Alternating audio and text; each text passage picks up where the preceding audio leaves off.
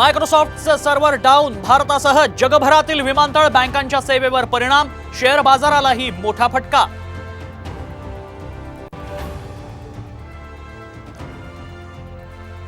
यूपीएससीचा वादग्रस्त आयएस अधिकारी पूजा खेडकरांविरोधात फसवणुकीचा गुन्हा, यूपीएससीच्या नियमांचा उल्लंघन केल्याचा ठपका.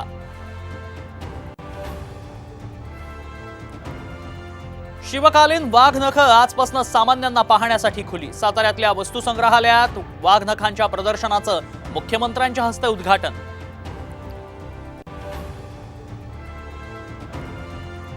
अपक्ष उमेदवारांच्या चिन्हामधून पिपाणी आणि तुतारी चिन्ह गोठवलं.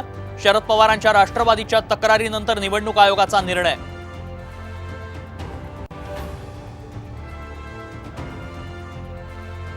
जरांगे पाटील उद्यापासून आमरण उपोषण करणार. सरसकट आरक्षणाच्या मागणीसाठी आंतरवाली सराटीतून पुन्हा एल्गार.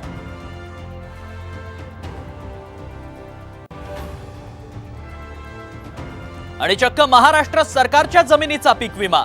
आंध्रातल्या महाठगाचा प्रताप. 7.5 कोटी लाटण्याचा होता प्लॅन.